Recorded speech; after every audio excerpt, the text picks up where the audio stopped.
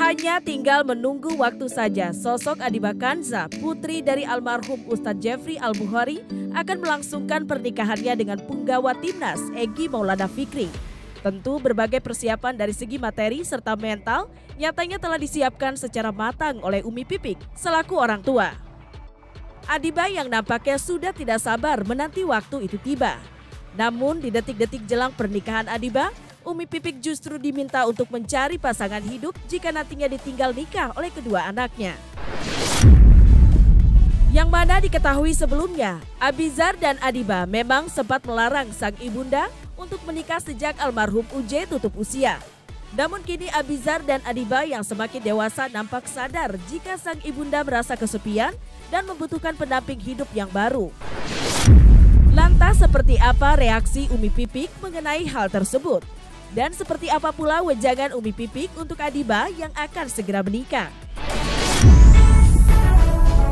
Apa itu? Ada aja.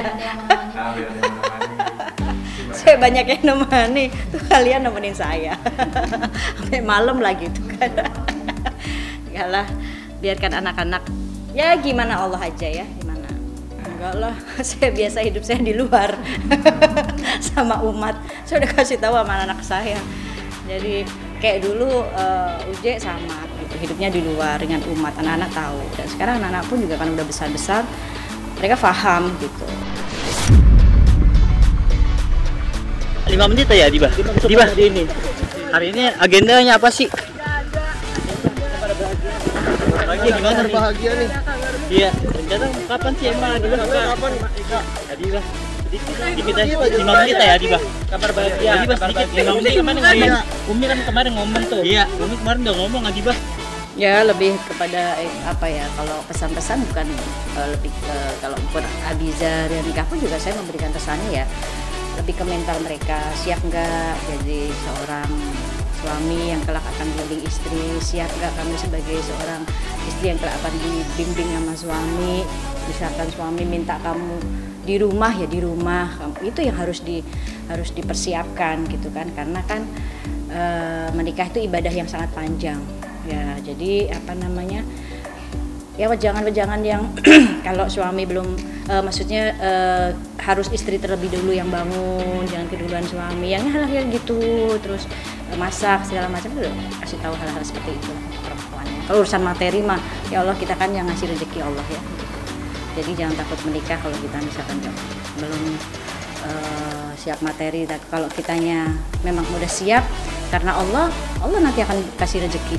Enggak diperluas. Memang udah planning sih, planningnya tahun ini, cuma bulannya nggak tahu kan gitu. Jadi ternyata tuh gitu tahun inilah pokoknya. Pasti orang tua ya pasti anak saya Adiba atau Abizar yang menikah duluan pasti akan saya kasih wejangannya, maksudnya lebih kepada mental. Siap nggak sih kamu sebagai seorang suami, misalnya yang menikah Abizar, siap nggak sebagai seorang suami itu kamu membimbing istri gitu ya, bukan hanya ngasih nafkah dunia saja, bukan hanya kan menikah itu ibadah yang panjang ya. Jadi yang saya nasihati lebih ke mentalnya gitu. Kalau Adiba pun juga siaplah sebagai seorang istri gitu ya, yang mendukung suami, yang harus melayani suami dengan sepenuh hati gitu. Terlepas dari kisah Adiba yang akan segera menikah, pemberitaan yang kurang enak didengar baru saja menyeret nama Abizar Al-Ghifari yang dianggap tak mencerminkan sosok anak dari pemuka agama.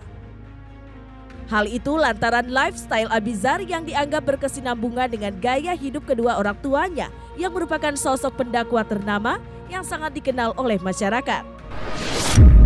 Bahkan baru-baru ini Abizar juga membuat heboh jagat dunia maya setelah dirinya memberitahu tanggal kematian atas nama dirinya, lengkap dengan tanggal menyerupai tanggal kematian sang ayah. Atas aksinya tersebut, tak banyak orang pun merasa terkejut dan syok melihat hal aneh yang dilakukan oleh Abizar. Kalau urusan materi mah ya Allah, kita kan yang ngasih rezeki Allah ya. Jadi jangan takut menikah kalau kita misalkan belum siap materi. Dan kalau kitanya memang udah siap, karena Allah nanti akan kasih rezeki. Ya nggak apa-apa, karena gue juga nggak bisa bohong kalau misalnya yang bikin karir gue naik di awal bokap gue gitu loh, karena bayang-bayang bokap gue. Meskipun emang kadang berat, cuman ya harus gue syukurin gitu loh. Ya orang-orang bakal tetap tahu gue sebagai anaknya almarhum Ustadz Jeffrey gitu loh, bukan Abizar doang. Gitu. Karena ya udah tertanam di benak mereka kalau misalnya ya gue anaknya beliau gitu. Ya ini bukan antingnya guys, ini cincin. Ini kuping gue juga nggak bolong, cincin yang gue potong tengahnya itu lihat. Nggak bolong gitu. Ini cuma aksesoris gue untuk memerankan karakter aja. Ini juga karakter film. Anting juga karakter film. Cincin, kalau cincin ya emang gue dari kemarin juga emang dari dulu juga sering pakai cincin gitu. Nah, kalau anting gue mau coba untuk kayaknya karakternya kayak gini deh. Gitu. Karena karakter itu kan maksudnya di dalam film itu kan nggak begitu jelas detail apa yang ada dalam karakter ini. Jadi sebisa mungkin kayak gue untuk mencoba menghidupkan detail-detail tersebut gitu. Dan ini juga bukan anting kebetulan, ini juga cincin. Gue cuma gituin doang, gue jepit doang. Ini cincin gue potong tengahnya, gue jepit gitu. Properti lah ya? Properti lah. Jadi kalau gue buka juga anting gue kuping gue nggak bolong. Oh, coba dong boleh. Ini nih. Tuh kan, nggak bolong. Karena kan netizen ada aja gitu kan komentar. Ada aja. Dan nggak masalah juga mau dikomentar kayak gimana, karena itu dia punya hak mereka kan. Maksudnya gue juga nggak bisa ngebatasin komen ataupun pikiran tertentu orang-orang. Yang pasti cukup dihimbau bahwa jangan terlalu over. Gue dari setiap project maupun itu mau dipotong apa enggak, gue tetap bakal terus manjangin rambut gue. Baik lagi karena bakal dimudahkan dalam pekerjaan sepertinya. Buat jaga-jaga ya? Iya, buat jaga-jaga kan enak kan. Oh, dipotong, udah potong. Oh, biarin aja, oke biarin.